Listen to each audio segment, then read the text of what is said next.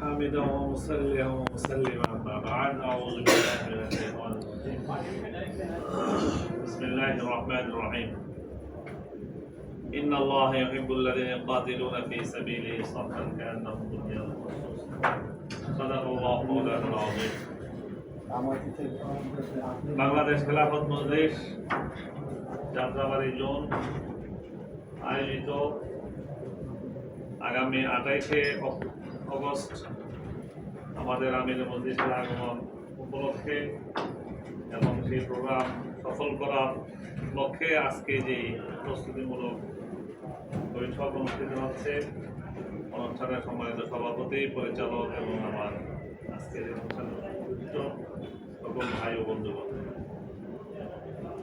খলিফাতুল মুসলিমিন হযরত ওমর ফারুক রাদিয়াল্লাহু তাআলা আনহু একটা কথা বলছেন, লা ইসলামা ইল্লা বিল জামাআতি ওয়ালা জামাআতা ইল্লা বিল ইমারাতি ওয়ালা ইমারাতা ইল্লা বিল ইতাআত।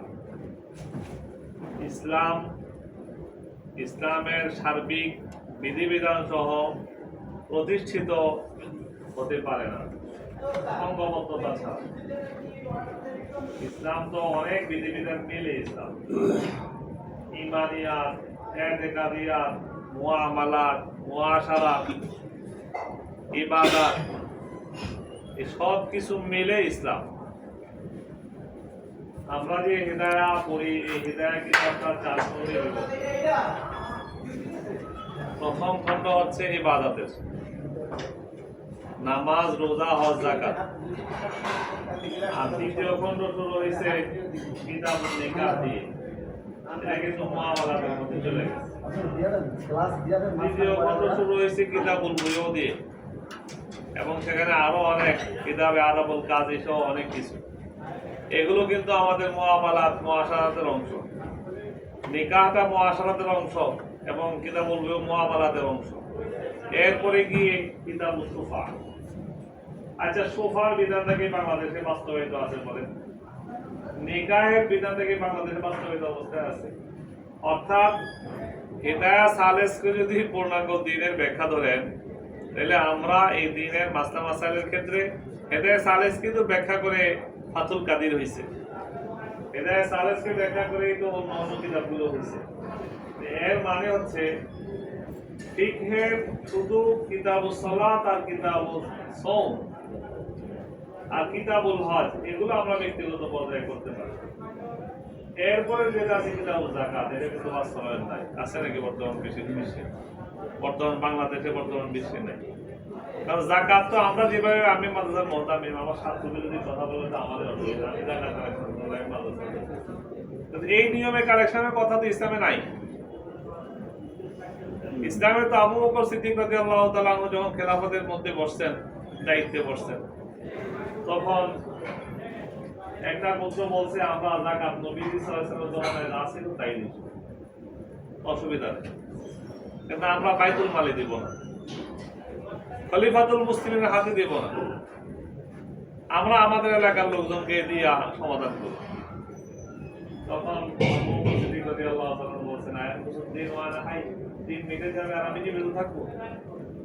নবীজি সাল্লাল্লাহু আলাইহি সাল্লামের জমানায় যে ব্যক্তি একটা বকরি আল্লাহর রাস্তায় যাকাত প্রদান করবে, সে যদি বকরিটা দিতে অস্বীকার করে, তার বিরুদ্ধে বিচার করতে হবে। ওমর ফারুক রাদিয়াল্লাহু তাআলা আনহু, তিনি একবারে দুর্দণ্ড প্রতাপশালী, খুব মেজাজের শান্তভাবনা ব্যক্তি। তিনি বলছেন যে আমিরুল মুমিনিন, এখন জিহাদটা বন্ধ রাখলে ভালো হয় না, নবীজির সাথে চলে গেছে, উম্মতের মধ্যে অনেক বিশৃঙ্খলা। তখন আবু বকর সিদ্দিক বলছেন যে না, আমার সাথে কেউ না থাকলে আমি একা, যেখানে যতটুকু পারি আমি জিহাদ করব। ওমর রাদিয়াল্লাহু তাআলা যেখানে পরিবেশ পরিস্থিতিতে বলছেন একটু নমনীয় অবস্থান করার জন্য, কিন্তু আবু বকর রাদিয়াল্লাহু তাআলা বলছেন যে এটা দিন মিটে যাও। রাষ্ট্রীয় পর্যায়ে যাকাত, আজকে বাংলাদেশের যে সম্পদ, এগুলো রাষ্ট্রীয় পর্যায়ে যাকাতের ফান্ডে যাইতো, তাহলে 5 বছরের ভিতরে গোটা দেশের দরিদ্র বিমোচন হয়ে যেতে। দরিদ্র যদি বিমোচন হয় না কেন? ইউরোপ আমেরিকানরা যদি ট্যাক্সের টাকা দিয়ে দরিদ্র বিমোচন করতে পারে, অস্ট্রেলিয়া তারা যদি ট্যাক্সের টাকা দিয়ে দরিদ্র বিমোচন করে, ইসলামের এত সুন্দর যাকাত ব্যবস্থা করা থাকার পর আমরা দরিদ্র, প্রত্যেকটা মসজিদে আমি আমি এক মসজিদে নামাজ পড়াই, তো যত লোক আসে নামাজের পরে সালাম ফিরে এলে আমি হাফেজে কোরআন, আমার পা ভেঙে গেছে, আমাদের কিছু টাকা ফেরত দিয়ে। আপনাদের কাছে আমি কাউকে খুব আমার দুঃখের কথা বলছি, আপনার কাছে দুঃখ লাগে কিনা দেখেন। আমি নিজে খুব কান্নাকাটি করি, দোয়া করি আল্লাহর কাছে, আল্লাহুম্মা কফিনি বিহালালিকা আন হারামিকা ওয়া আগনিনি বিফাদলিকা আম্মান সিওয়াক। আমি পড়ি, আপনারাও পড়বেন, নবীজি শিখিয়ে গেছে। আমাদের একটা ক্রান্তিকালে আমরা মানুষের কাছে হাত পাততে হয়, এবং বিশেষত হাফেজে কোরআন আমরা যে লেবাস পোশাকে আছে আমাদেরকে বেশিরভাগ জায়গায় এই কাজটা। আমি মাদ্রাসায় পড়ি, আমার কিতাব কিনতে হবে, টাকা লাগে, মানে এটা একটা মাধ্যম বানায় ফেলছে। তাকে যদি চলো মাদ্রাসায় আমি ফ্রি পড়াবো, না যাবো। এই যে আমরা আমাদের দারিদ্রতার একটা আলখেল্লা আমাদের কাঁধে চাপাই দিয়েছে মানুষ। আমি এবার হজে গেছি, আপনারা মনে কষ্ট নেন না আমার কথায়। হজে অনেক বড়দের সাথে ছিলাম, দুনিয়া লাইনে যারা বলে, একজনে আমাকে বলছে যে আপনি তো মনে হয় বদলি হতেই আসছেন। আমি এইবার বদলি হতে যাই নাই, নিজের ব্যবস্থা বানাই। আমার মনে খুব কষ্ট লাগছে। আপনাদের কাছে কেমন লাগছে জানি না, যে আমাকে হুজুরকে দেখলেই ভাই বদলি হচ্ছে, তারা হুজুর নিজের টাকা দিয়ে হজ করতে পারে, এই ধারণা মানুষের মন থেকে চলে গেছে। আপনাদের কাছে কি একটু অসুবিধা লাগতেছে, সমস্যা লাগতেছে কিনা ব্যাপারটা? এই যে অবস্থাটা কেন ভাই, আমার পাঞ্জাবি জুব্বা পড়লে আমি কত বড় জায়গায়, আমি যদি বড় 5 স্টার হোটেলে যাই, বলবে যে হুজুর মনে হয় কেউ দাওয়াত দিচ্ছে, আর কাজকারী দাওয়াত দিচ্ছে, কেউ কেউ হয়তো দাওয়াত দেয়, হুজুর কি 5 স্টার আসার মতো অবস্থা আছে না? এই স্থায়ীভাবে পুরো গোষ্ঠী আমরা দারিদ্রতার একটা বোঝা কান্দিরা করতেছি। ব্যাপারটা কি, আমাদের একটা সামর্থ্য লোক আছে। যাই হোক, আমি অনেক অন্যদিকে চলে গেছি। আবু বকর সিদ্দিক রাদিয়াল্লাহু তাআলা এটাকে দ্বীনের নোকসান বলছেন, যে যাকাত সম্মিলিতভাবে কালেকশন হবে, সেটা নাই। এখন যদি যাকাত আবার সম্মিলিত কালেকশন হয় ইসলামী খেলাফত কায়েম করার আগে, তাহলে আবার ভয়াবহ অবস্থা হবে ভাই। আমাদের সালাউদ্দিন সাহেব নিজে তো নিচের নিয়ে আসে বলারে কি করছে, ঠিকাদার বানাই দিছে, হাজার হাজার কোটি টাকা ঠিকাদার বানাই দিছে। মানে নিজেও কামাই করবে, যেই একটা সরকারি বড় ব্রিজ করার জন্য অভিজ্ঞতা লাগে না, একটা বড় ব্রিজ বানাইতে যে লোকে করবে বা যে কোম্পানি করবে, সেই কোম্পানির অভিজ্ঞতা লাগে, সেই ব্যক্তির অভিজ্ঞতা লাগে, কোনো অভিজ্ঞতা নাই।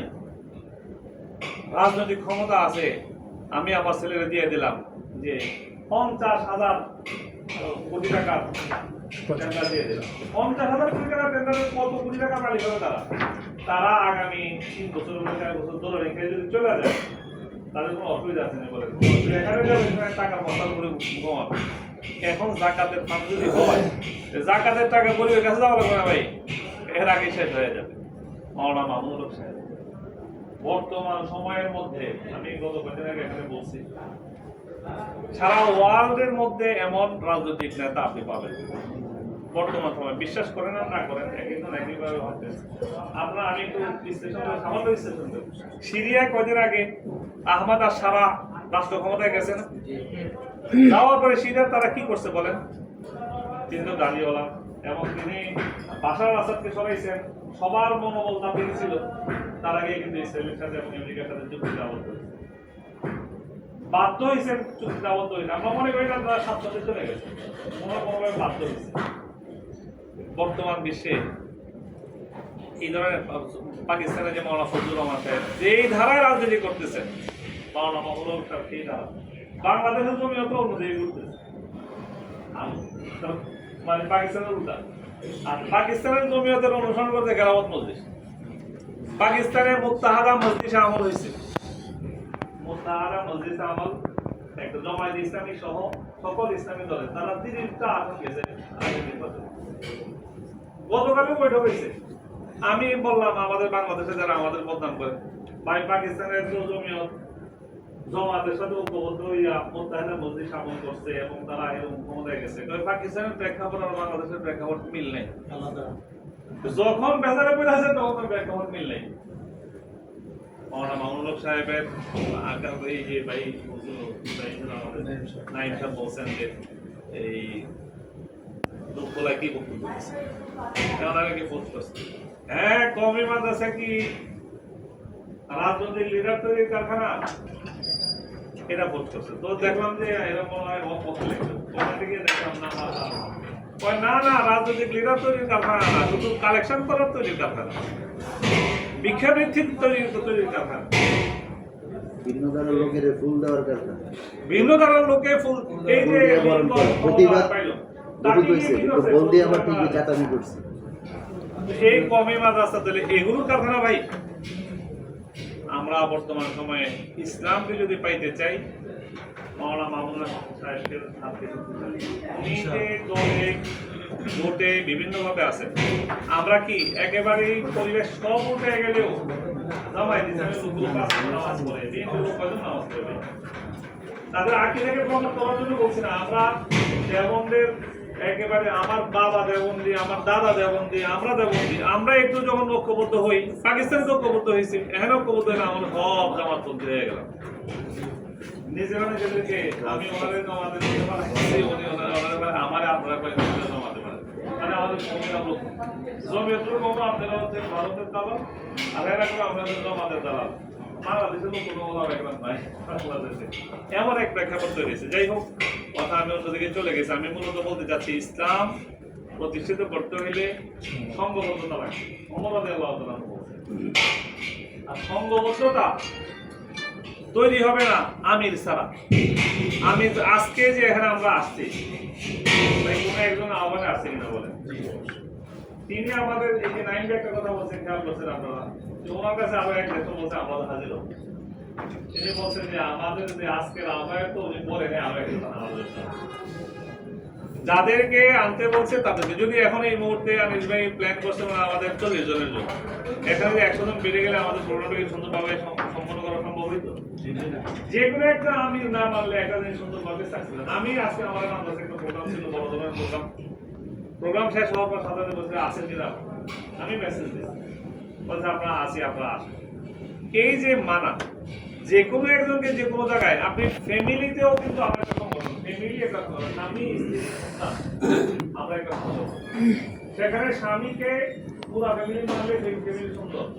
কতক্ষণ বউয়ের কথা শোনে, কতক্ষণ স্বামীর কথা শোনে, কতক্ষণ ছেলে উল্টাপাল্টা বলে, ওই ফ্যামিলিতে কোনো শান্তি নেই। কিন্তু তো রাজনৈতিক সংগঠন ছোটখাটো ব্যাপার না, কিন্তু এখানে অন ইসলামিক দল, অন ইসলামিক ব্যক্তিবর্গ আছে। নাহিদ ইসলামের যে একটা দল আছে মনে করি, তার ওর পার্টির মতো যদি কেউ বোঝা বহন করেন, আমরা তো পার্টি বোঝা বহন করতে পারি। আর যদি ঠিক আছে ও দেন, তাহলে তো ও টুনু কি পাবে। তারা না ইসলাম মানে না সেকুলার মানে, মাঝখান দিয়ে তারা কি যেখানে ঠেলা পড়ে যায় আরেক দিকে চলে। এরাও তো একটা জনগোষ্ঠী, এদেরকেও তো আমাদেরকে কাজে লাগাইতে হবে। কাজে লাগবে না, আমাদের কয়েকজন মন্ত্রী ভোট দেয়, প্রেসিডেন্ট নির্বাচনে ভোট দেয়। তো যে কয়েকজন ভোট দেন নাই আপনারা আমাদের ভোট দিয়ে এমপি হয়েছিলেন না, এখন ফরেজগার হয়ে গেলেন। ব্যাপার কি, আমাদের ভোটগুলো ফেরত দিয়ে দেন দিলে। আসলে রাজনৈতিক দূরদর্শিতার অভাব। মামুনুল সাহেব যখন গেছে দীর্ঘ সময় লাগাইয়া পড়ে গেছে, আবার আসতেও দীর্ঘ সময়।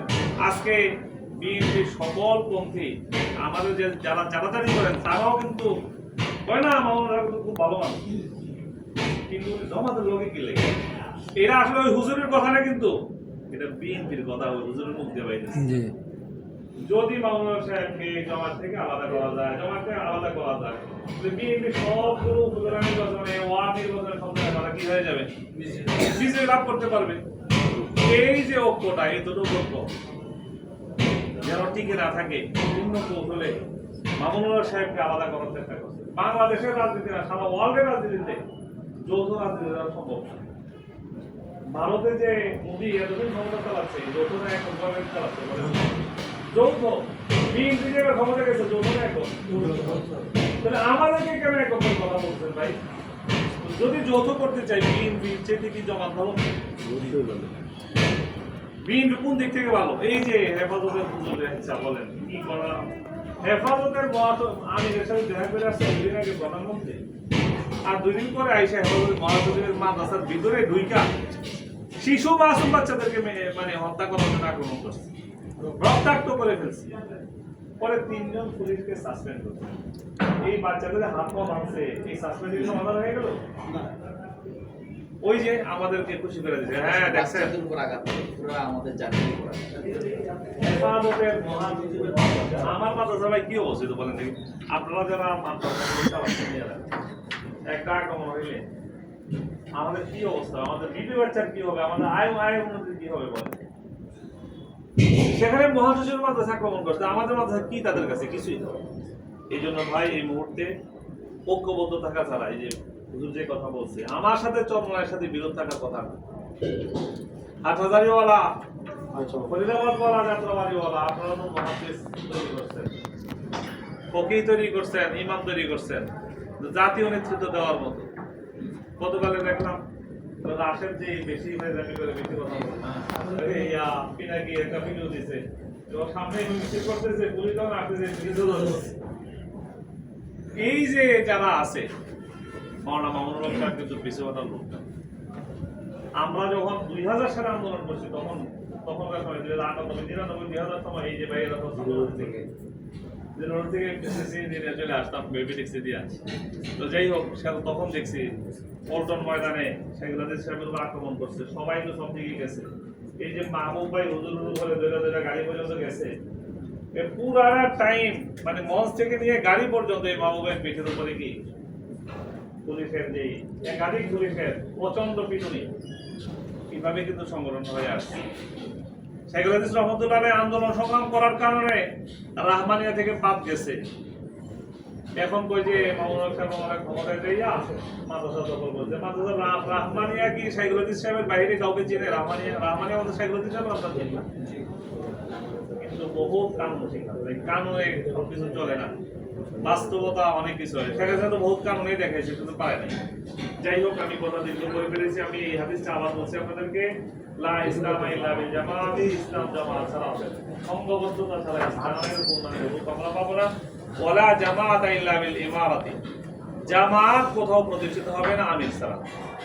কাউকে না কাউকে আমির মানবেন। বাংলাদেশে মামুনুল হক সাহেবের বাইরে কাকে আমির মানবেন বর্তমান রেকর্ড? কাকে? একটা মানে নিজের সাধারণ বিবেকে ক্লাস 2-3 বুঝ অনুযায়ী চিন্তা করে দেখেন, মামুনুল হক সাহেবের বাইরে আমির মানার মতো।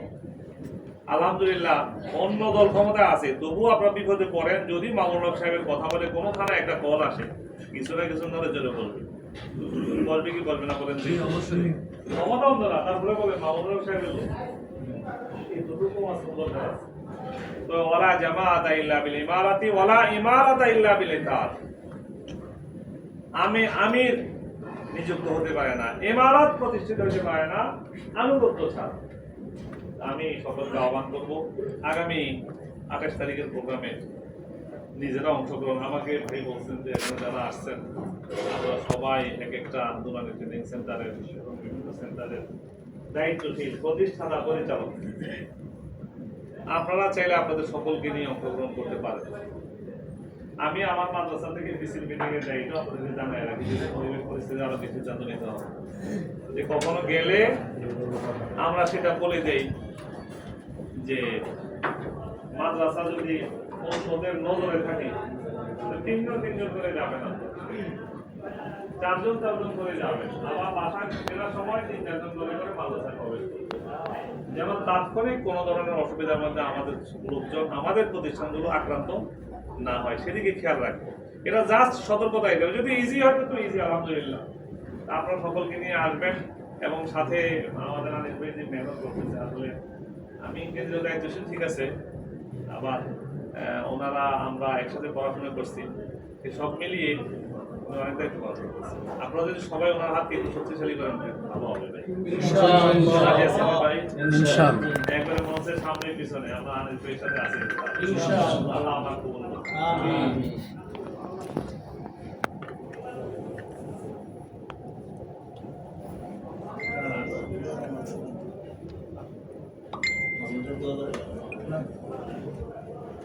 اللهم انت السلام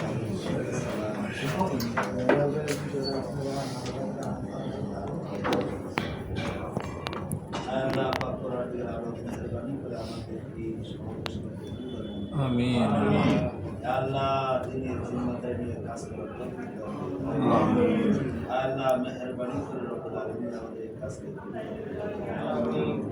আল্লাহ বেশি বেশি করে এই কাজ কাজগাম দেওয়ার তৌফিক দান করুন। আল্লাহ মানুষের দ্বারে দ্বারে দোয়ারে দোয়ারে এই কাজ দেওয়ার তৌফিক দান করুন। আল্লাহ আয় আল্লাহ आने वाला शोबेश को तुम कामयाब करो, आने वाला शोबेश को तुम कामयाब करो। अल्लाह मेहरबानी करो। सुभान रब्बिका रब्बिल इज्जति अम्मा यसिफून।